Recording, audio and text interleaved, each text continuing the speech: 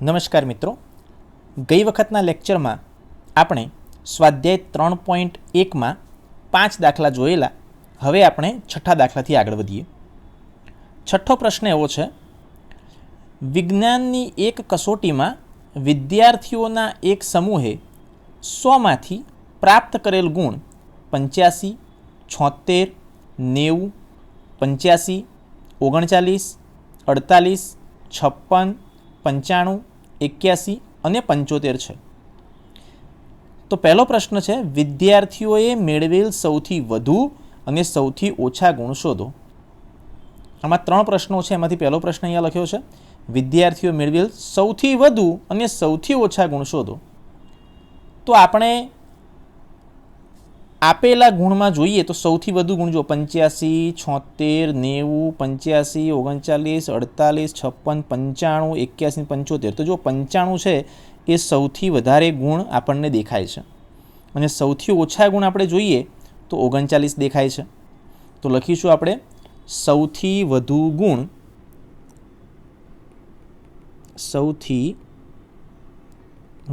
ગુણ બરાબર 95 અને સૌથી ઓછા ગુણ બરાબર 39. ઓકે મિત્રો, આ જ પ્રશ્નમાં બીજો પેટા પ્રશ્ન એવો છે કે મેળવેલા ગુણનો વિસ્તાર શોધો. વિસ્તાર શોધવાનો કયો છે? આપણે એ પણ જાણીએ છીએ કે વિસ્તાર બરાબર સૌથી વધુ ગુણ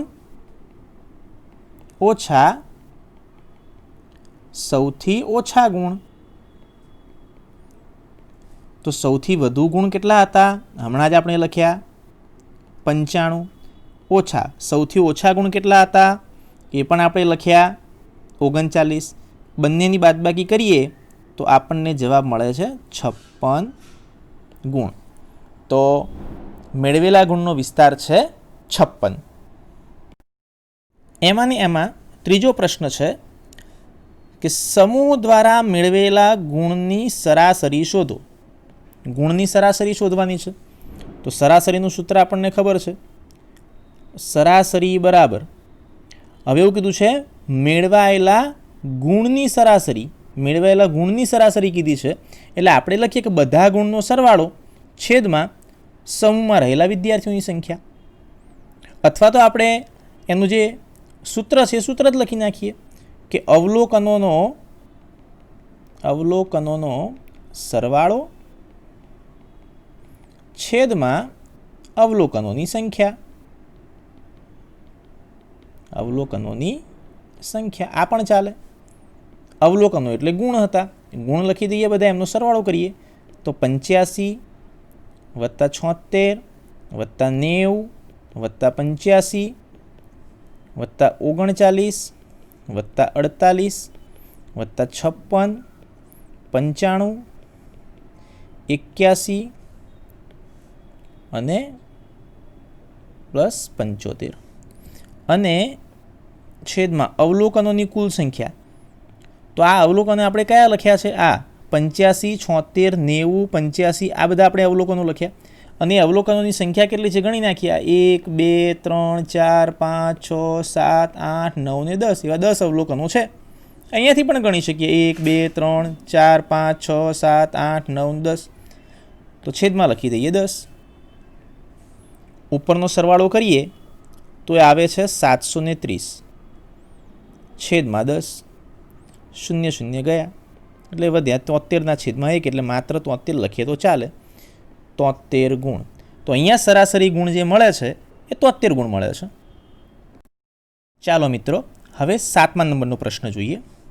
પ્રશ્ન એવો છે, સળંગ 6 વર્ષોમાં એક શાળામાં વિદ્યાર્થીઓની સંખ્યા નીચે પ્રમાણે હતી: 1555, 1670, 1750, 2013, 2540 ને 2820. સળંગ 6 વર્ષોમાં વિદ્યાર્થીઓની સંખ્યા આપેલી છે અને આ સમયગાળા દરમિયાન શાળાના વિદ્યાર્થીઓની સરાસરી સંખ્યા શોધો. આ સમયગાળા એટલે આ 6 વર્ષમાં વિદ્યાર્થીઓની સરાસરી સંખ્યા શોધવાની કહી છે. તો લખીએ વિદ્યાર્થીઓની સરાસરી સંખ્યા વિદ્યાર્થીઓની સરાસરી સંખ્યા બરાબર આપણે એવું લખી શકીએ કે કુલ વિદ્યાર્થીઓ અને એના છેદમાં વર્ષની સંખ્યા, કુલ વિદ્યાર્થીઓ છેદમાં વર્ષની સંખ્યા, અથવા તો હું એમ લખીશ અવલોકનોનો સરવાળો છેદમાં અવલોકનોની સંખ્યા.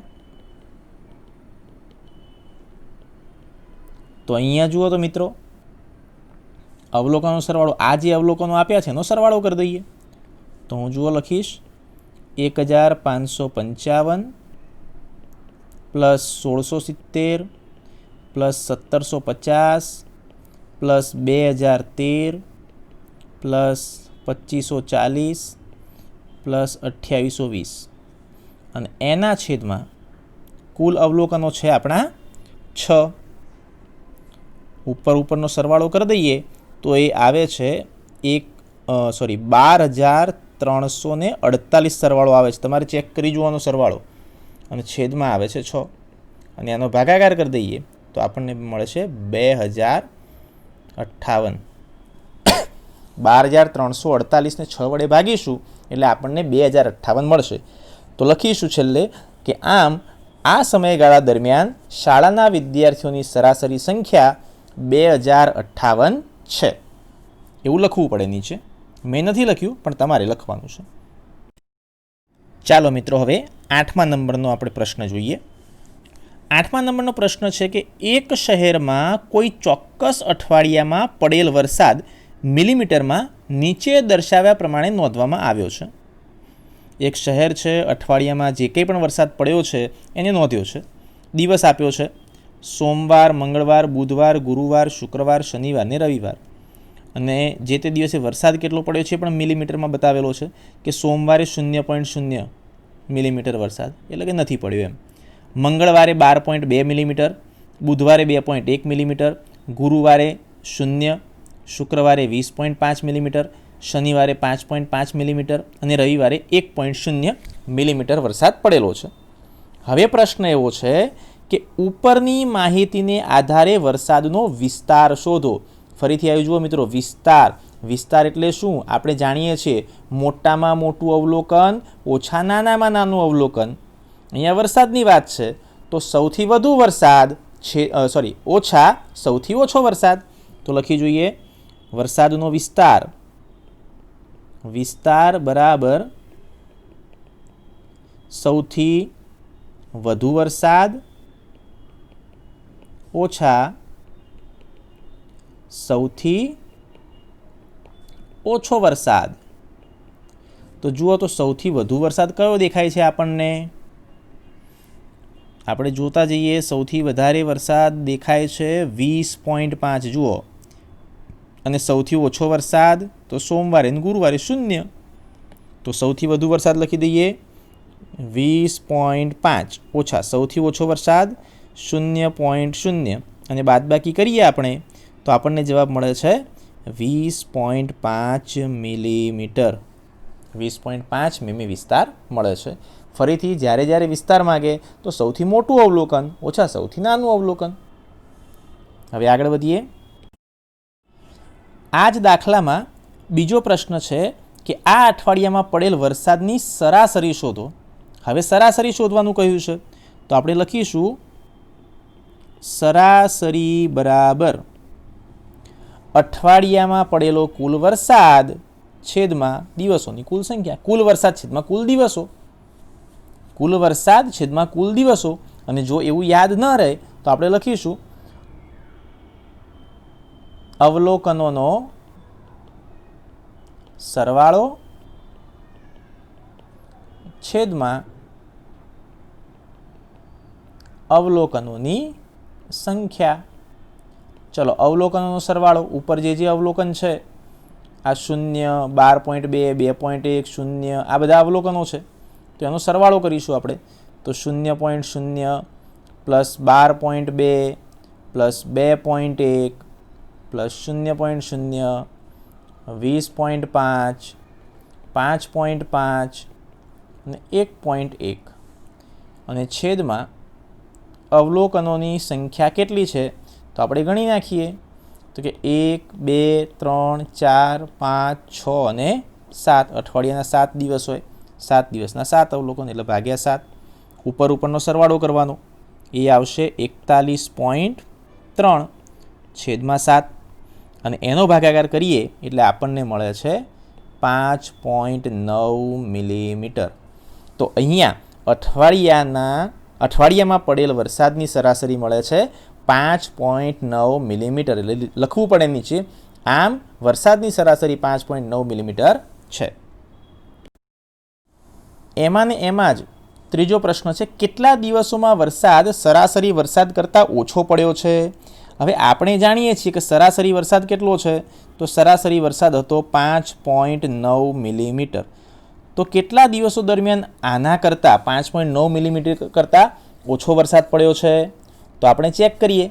જો સોમવારે 5.9 કરતાં ઓછો પડ્યો છે, મંગળવારે નહીં, બુધવારે જુઓ 2.1 એ 5.9 કરતાં ઓછા છે એટલે બુધવારે.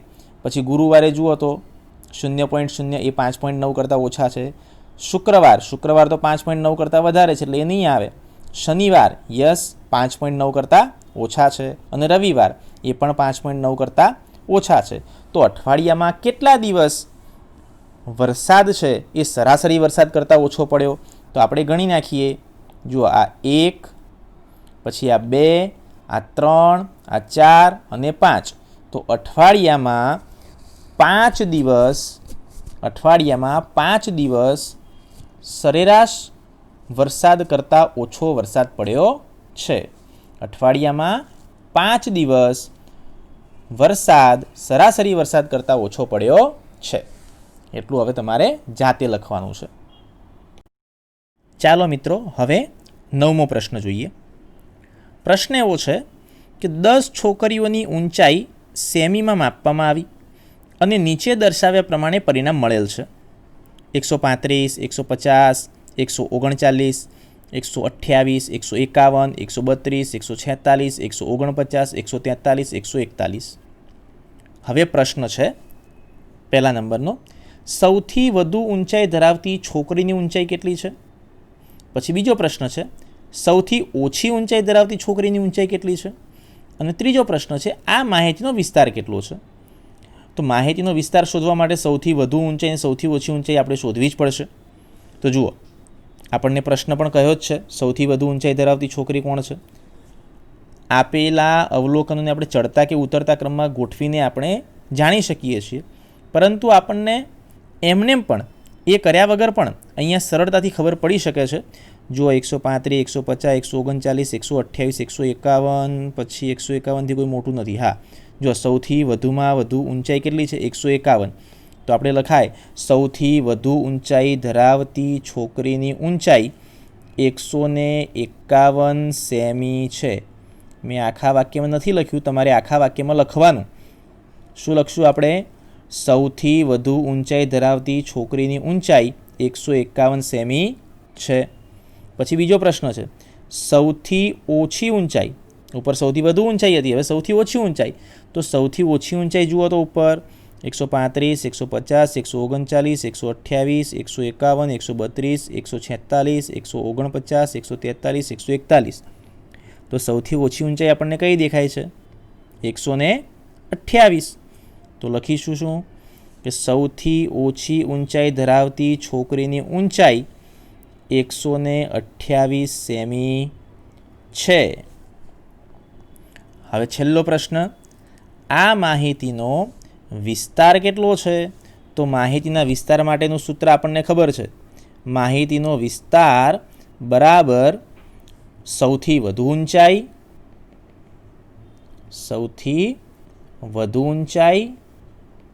ઓછા સૌથી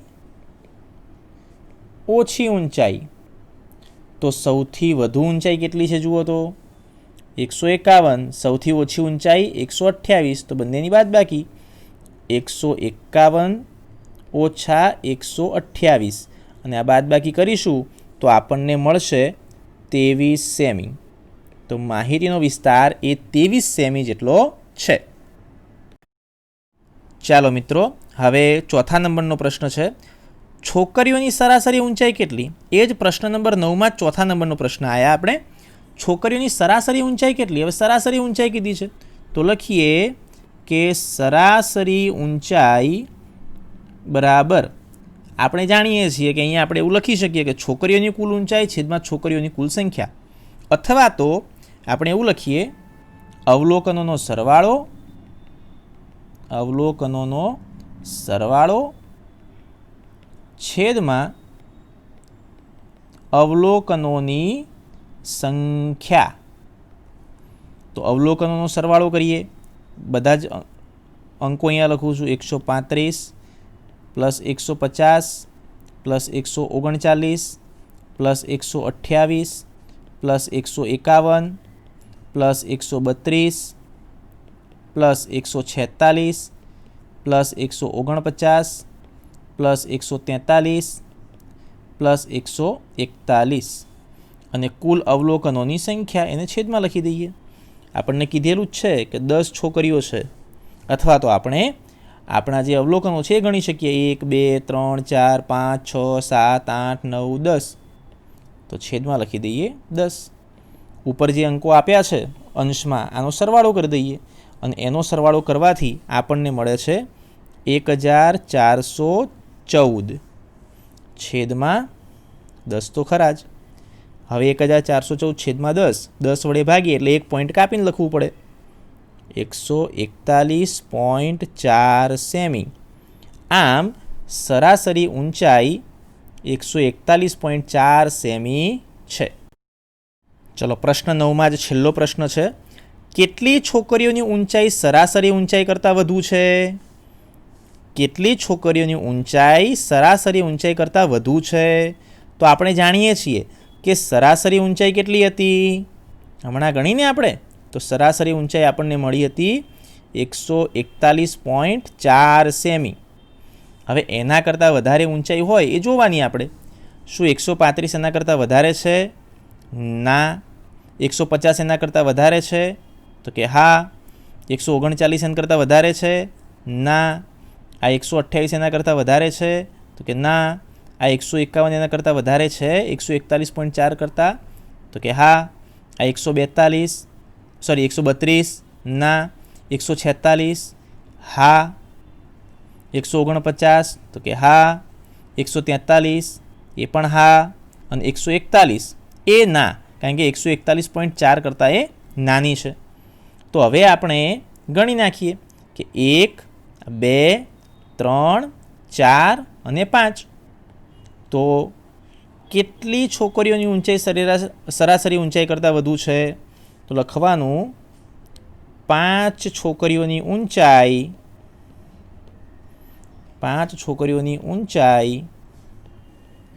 એ સરાસરી ઊંચાઈ કરતાં